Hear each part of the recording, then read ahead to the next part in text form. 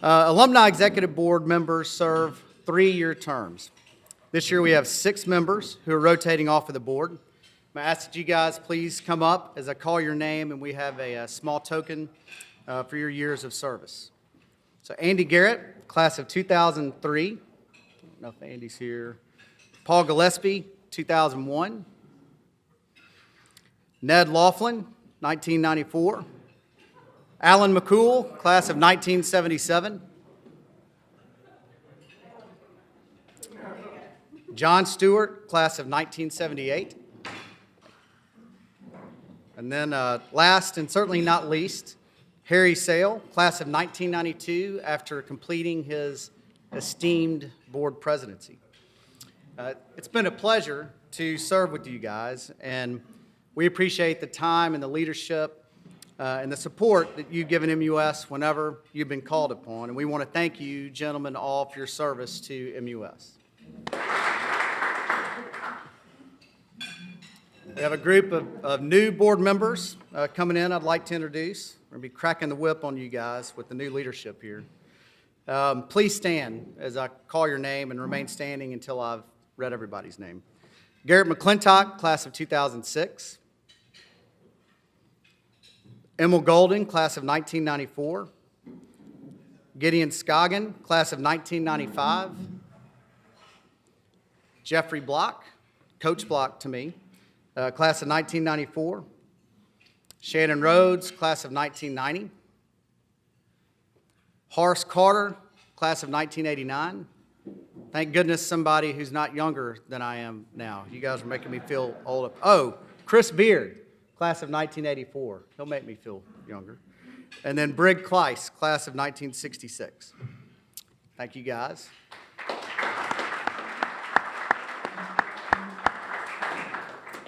So welcome to the Alumni Board, and we appreciate your willingness to broaden your support of MUS. Serving on the board is a great way to stay even more involved and connected with the school that I know that we all love and still treasure.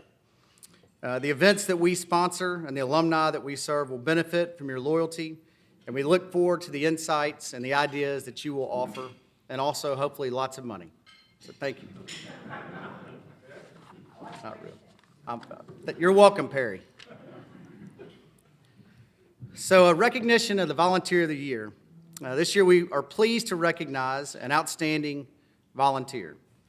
The Volunteer of the Year is an MUS alumnus who serves Memphis University School in a significant and needed way while seeking out opportunities to promote the interests of the school.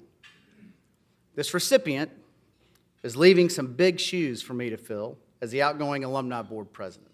And I mean literally big shoes. Harry Sayle graduated in 1992. As a student, Harry was an outstanding baseball player and basketball player, a member of the Alice Hoot staff, FCA, Civic Service Club, and showed his humanitarian side as a member of Amnesty International. His volunteer role at MUS has been twofold: as a baseball coach, and then most recently as the Alumni Board President, as we most recently mentioned. On the field, one highlight of Harry's senior baseball season was a 17-strikeout showing against the defending state champions. That year, under his leadership, the Owls went on to clinch the regional championship. When asked about Sayle's baseball career, teammate Ben Clanton from 1994 called it, quote, ridiculous. Harry was a ridiculous athlete. A great first baseman, a great hitter and pitcher. I'll never forget the first time we made it to sub-state in baseball, and Harry was our outstanding starting pitcher and cleanup hitter. It's impressive. This dedication to and love for the game of baseball would serve Harry and MUS well.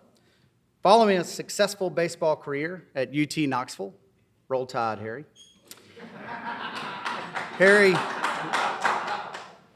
Harry returned to Memphis and served as a volunteer baseball coach for the Owls.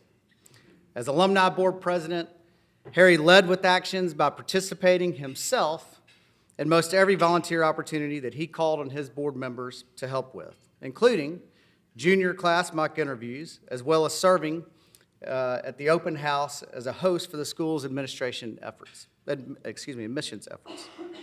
Harry has maintained the goodwill of his position as board president by speaking to groups of students and alumni alike and reminding them of the importance and benefits of staying involved with MUS.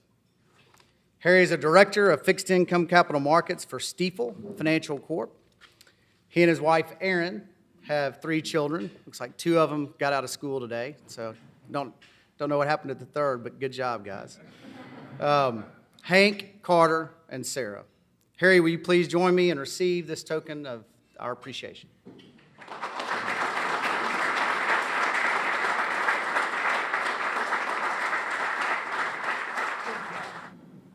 Thanks, Jason. That was pretty impressive, and I think some of it was actually true. It's been a pleasure to serve alongside you and the other alumni board members over the last several years. To start, well, first of all, I'd like to thank the alumni board, but then I'd like to say a specific thanks to Ann Laughlin and Karen Skane, who have done the vast majority of the heavy lifting for a lot of these alumni events, all of these alumni events that we put on each year. We do quite a few of them, and they're all very well done, and you guys do an outstanding job, so thank you. So one of my responsibilities as president of the alumni board was to MC events such as this one and the faculty portrait series and the legacy luncheon that we do, among other things. And it was always a bit of a daunting task because I was always following in the footsteps of Ellis Hagewood, who is quite a humorous and well-spoken speaker. And so I always kind of wanted to get through the event relatively mistake-free and just turn the reins over to him and let him kind of take over a room. Kind of like, you know, field goal holder that wants to get the snap down and just let the field goal kicker get it through the uprights. And Ellis always did an outstanding job of getting it through the uprights. I'm sure I speak for all of the MUS community when I say that it's been a real honor and pleasure to have him serve as our headmaster for the last 22 years. And it's been neat to serve on the alumni board during the tail end of his tenure, and equally neat to serve on the board when we bring in our new headmaster, Mr. Sanders. So I'd like to just echo Jason's sentiments that I'd like to welcome him and his family to Memphis and welcome him to the MUS community. So welcome, Mr. Sanders.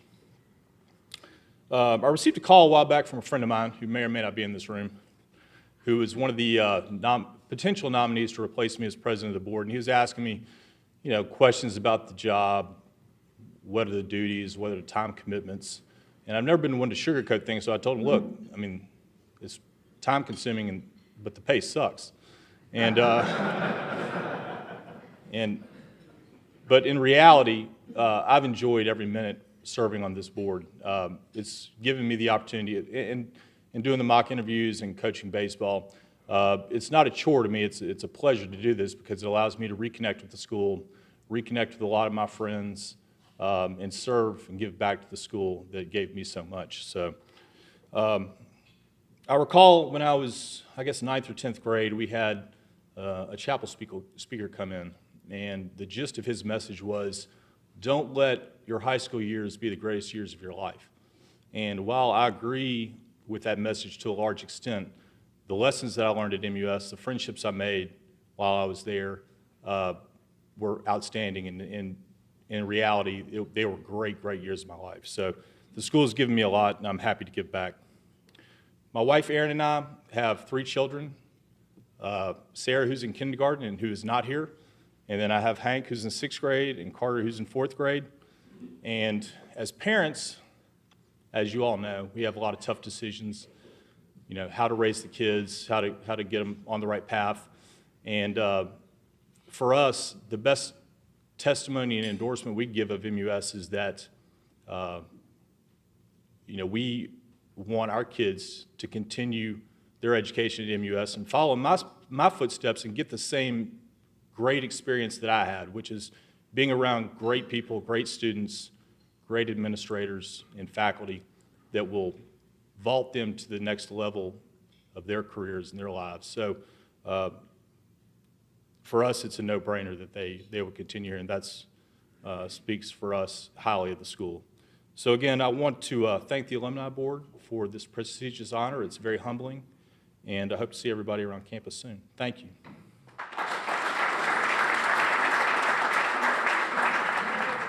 You mean I'm not getting paid for this?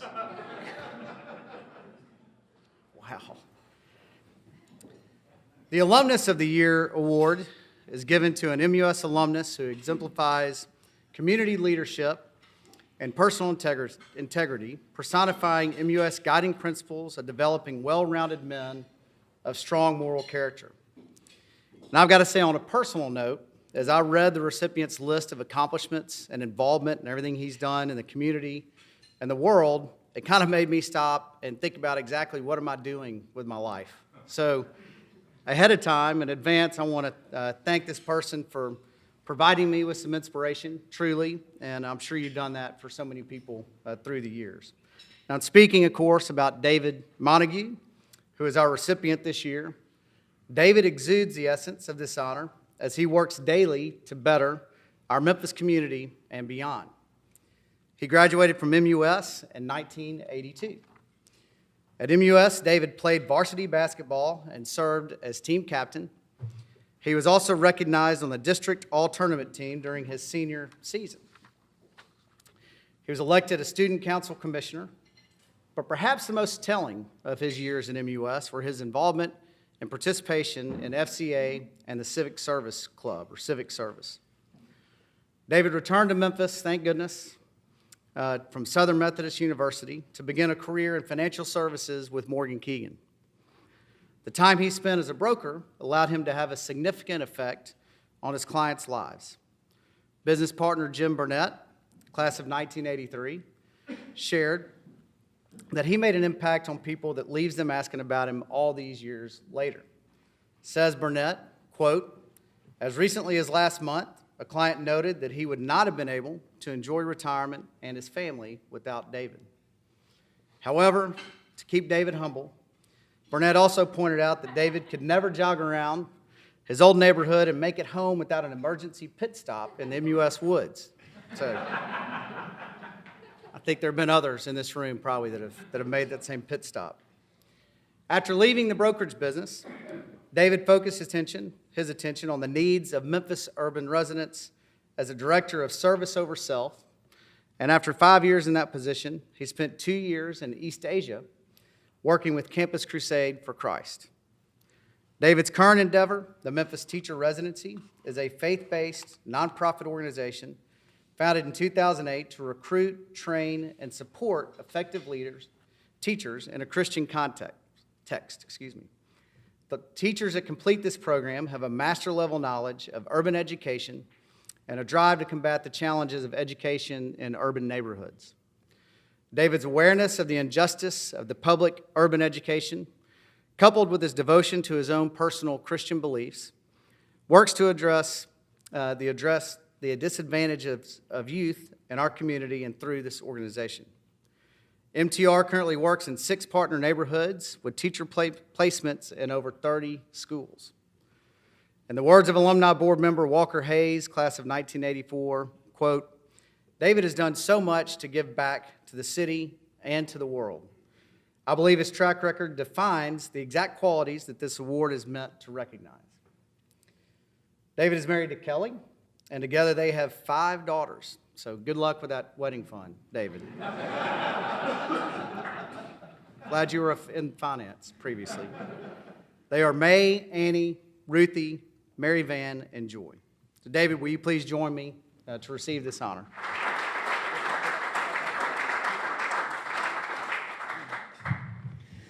Well, that was nice of you. I'm appreciative of MUS for being willing to forgive my 9th grade honor council violation.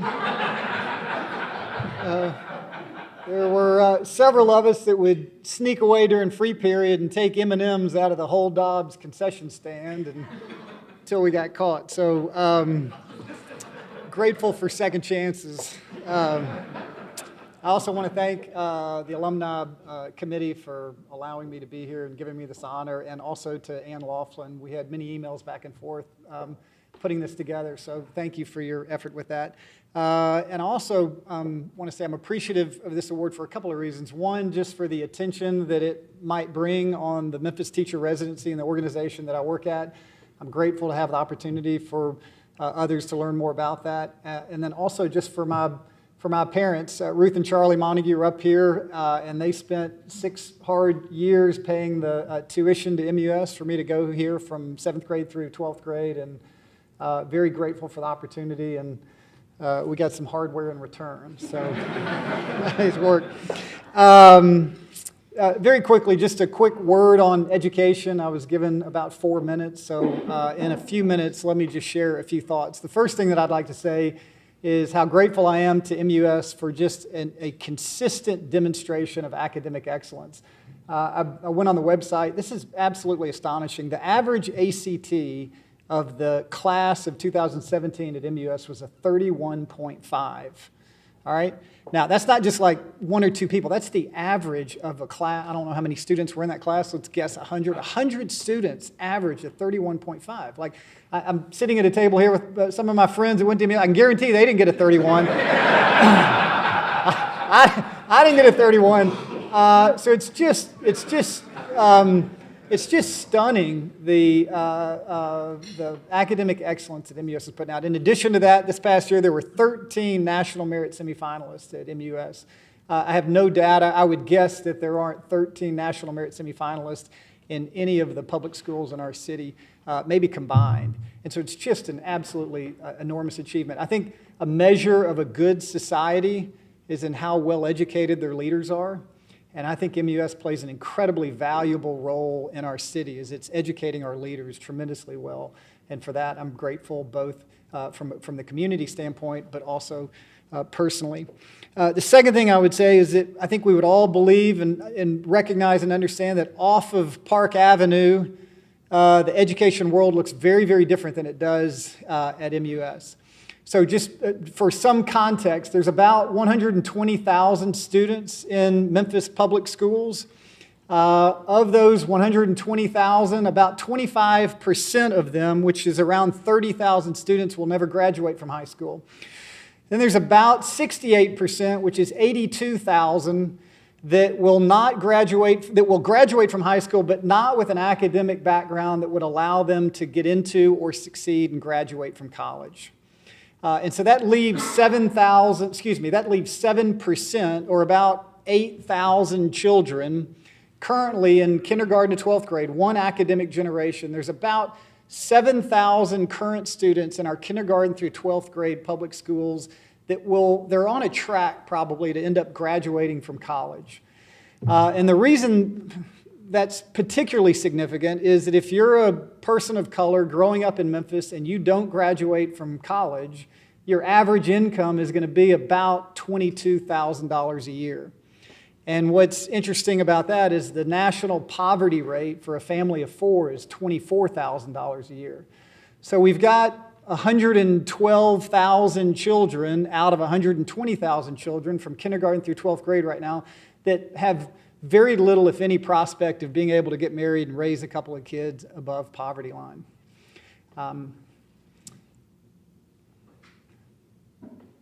It's clearly a problem for our city. It's also worth noting that in the communities, in our lower income communities where the education rate is also very low, if you can't raise a family above poverty, it explains why the single family home percentage rates in these neighborhoods are near 80 and 90%. It's a bleak situation. However, just as MUS, we have a mission at MUS, and the mission is, I'll summarize it because I don't have it memorized, but it's basically that MUS is dedicated to academic excellence, promoting service, leadership, and high moral character within a Christian tradition. And I think that mission, we have that mission for our school. I think that's also a wonderful mission to apply to all the schools in our city in a sense, right? That we would look at our entire academic landscape also, as MUS does, within a Christian tradition. And I think one way to answer that question or to address that situation would be to say this. I think we would say that the measure of a good society, the measure of a good civic community, is not in how well are the privileged doing, but how well are the most vulnerable doing. And because of that, I'm particularly grateful. I just want to mention 3 people. Clint Cowan, Warren Grimm, and Matt Shelton are 3 MUS graduates who took advantage of this tremendous education that we provide, that our leaders provide, that you, the faculty, provide. And they took advantage of that academic opportunity, and they're reinvesting those resources into the academic lives of children that are in our lowest income and lowest performing schools. And I'm incredibly grateful for those 3 guys that have now are 3 of 350 people that have chosen to be a part of the Memphis Teacher Residency, and 300 are still teaching within our city's lowest performing schools. I'm so grateful for those 3 guys that have chosen to be a part of it. And I encourage our school community, MUS, to continue raising up men that are academically sound, service-minded, strong leaders, high moral character, and who may come alongside us at MTR and continue our mission of Christian love expressed in equal education. So I'm grateful for the opportunity to share that with you, that this award gives me the platform. And on behalf of those 3 guys particularly, I'm happy to accept this and grateful for this program today. Thank you very much. David, I wanted to say that you have no idea the level of forgiveness that had to happen for me to be standing at this podium today. So I'm with you on that. The Alumni Executive Board extends a personal invitation to you to join us in the Campus Center Dining Hall on November 9th at 5:30. It's one you do not want to miss, trust me. We unveil the portrait of Peter Bowman. I don't know if y'all had Mr. Bowman or not, but we will have a great time at that event. It is always fun, so please make an effort to get there. So thank you for being here today, and I want to invite you to congratulate our 2 deserving members. Thank you, and have a great rest of the day, and go Owls.